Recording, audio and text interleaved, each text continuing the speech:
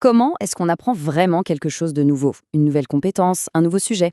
Eh bien, la réponse se cache peut-être là où on s'y attend le moins, dans une simple ligne tirée d'un plan de cours de français. Ça a l'air de rien comme ça, mais en la décortiquant, on va voir qu'elle cache en fait un véritable plan, une sorte de mode d'emploi pour maîtriser n'importe quoi. Voilà notre pièce à conviction. Une seule ligne de texte sortie d'un manuel. Franchement, à première vue, ça paraît ultra simple, presque banal. Mais et si on regardait ça comme une sorte de carte au trésor? Qu'est-ce que ça peut bien nous révéler? La question, elle est là.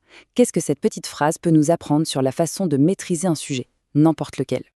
Alors l'idée, c'est de décomposer cette phrase, vraiment morceau par morceau, pour révéler la structure universelle de l'apprentissage qui se cache à l'intérieur. On va commencer par le tout début. Les deux premières expressions, en fait, elles fonctionnent un peu comme des coordonnées GPS. Elles nous disent non seulement où on est, mais aussi d'où on vient et où on va. Le chiffre 3, c'est notre premier indice. Il nous dit un truc tout bête, mais super important, ce n'est pas le début. Il y a forcément eu un cours 1 et un cours 2 avant. Ça veut dire que l'apprentissage, ce n'est pas un événement isolé, c'est une étape dans un parcours bien structuré, une suite logique. Juste après, on a grammaire de base I. Là, on établit le niveau. On est sur du fondamental, les fondations solides sur lesquelles on va pouvoir construire des choses bien plus complexes plus tard. Et le petit I romain, il suggère même qu'il y aura un 2 après, ce qui confirme bien cette idée de progression. Bref, on sait exactement où on met les pieds.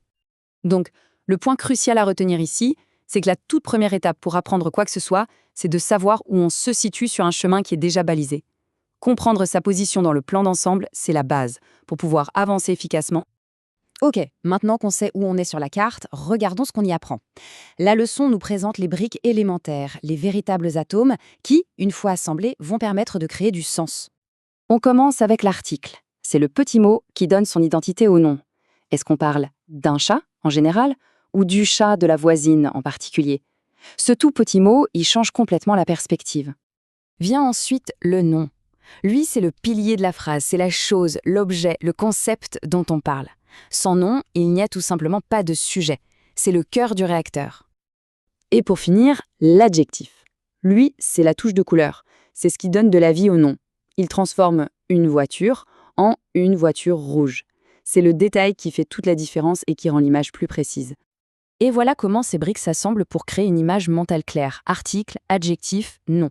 On voit bien que maîtriser un sujet, ce n'est pas seulement connaître les pièces détachées, c'est surtout comprendre comment elles s'emboîtent les unes avec les autres pour créer quelque chose de plus grand, de cohérent. Bon, on a vu où on est et ce qu'on apprend. Il nous reste la question du comment.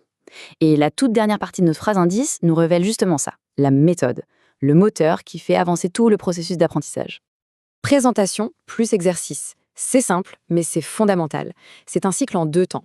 D'un côté, on a la théorie, la présentation, le moment où on absorbe l'info, où on comprend le quoi et le pourquoi. Et de l'autre, on a la pratique, les exercices, le moment où on applique le comment, où on met les mains dans le cambouis. C'est cet équilibre entre les deux qui est absolument crucial. On peut vraiment voir ça comme un moteur à 2 temps.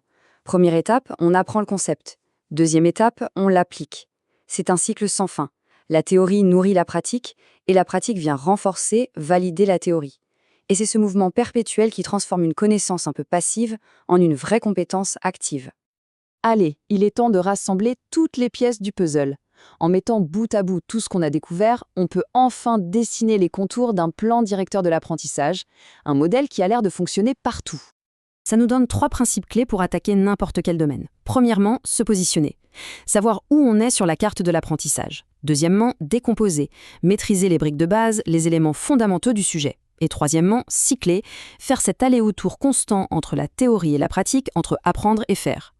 Et au final, d'un simple titre de leçon de grammaire, émerge une stratégie complète pour acquérir de nouvelles connaissances.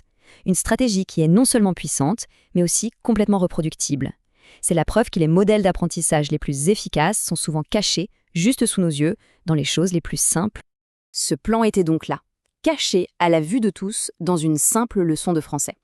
La vraie question maintenant, c'est de se demander où d'autres on pourrait trouver ce genre de structure. Et surtout, comment ce plan en 3 étapes, se situer, décomposer et cycler, peut nous aider à apprendre notre prochaine compétence, quelle qu'elle soit, beaucoup plus vite.